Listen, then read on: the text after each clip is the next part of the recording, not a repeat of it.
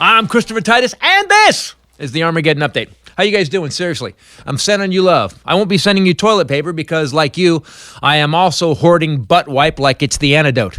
By the way, during a deadly pandemic, taking a dump in the yard is not frowned upon or bad etiquette as long as you keep your pinky out. So, where are we after a month of being on lockdown? Well, this update strives to be accurate and sarcastic, or accucastic. So let's begin with this. It's been reported that the intelligence service briefed the Trump administration about the COVID-19 problem in November. I know. Deep state, fake news, Trump derangement syndrome. Except it's not. In late November, the U.S. military's National Center for Medical Intelligence, or NCMI, it's a bad acronym, compiled a November intelligence report in which analysts concluded it would be a cataclysmic event. And even after Ivanka explained to Trump what cataclysmic meant, he still did nothing and went golfing.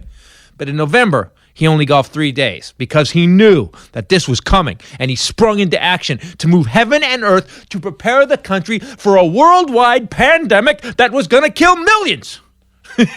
I'm kidding. He did absolutely nothing. And in December, he golfed 11 days. There are only 31 days in the month, so a third of the time he was golfing. He also had 2 rallies during that time, and that's in December. In January and February, he had 10 rallies and hit the links a total of 13 times. That's 23 days out of 60. Can I get this job? That's a lot of lying to dumb people, and I'm talking about the guys he's golfing with.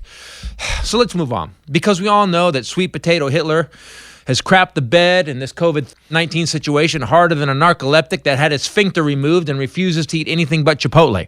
This is bad, people. Don't think it's over. It ain't. And after reading the accounts of how this goes down, if you get this, dying might be an upside.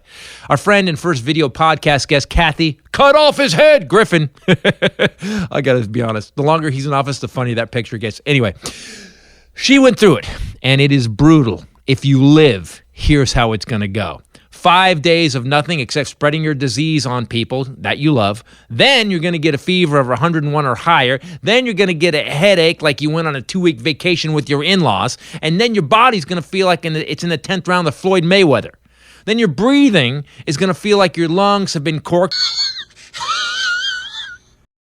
And this is going to last for about 14 days. This ain't a 3-day flu, people. You're going to feel like a warmed over turd. You won't be able to sleep. And if you do sleep, your lungs may fill with snot and you will move on to meet Jesus or Harry Potter, whichever story gives you the strength to slog through this sea of stupid we call humanity.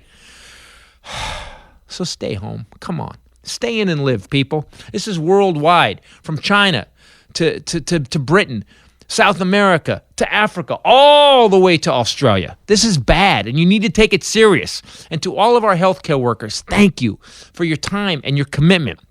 I mean, you got screwed by this big orange blowhard as we all did. Your courage and caring will not be forgotten, I promise. And from our hearts, thank you so much. And to you who lost a loved one, we are so sorry. You know, we are all going to get bitch slapped by this, but what's happening is unimaginable. But we will only get through this together as one nation, helping those that are doing good, hoping for the ones that aren't well, and heckling the dipshits that made this situation so much worse. Stay strong. I'm Christopher Titus, and this is the Armageddon Update. I almost inspired myself for a second.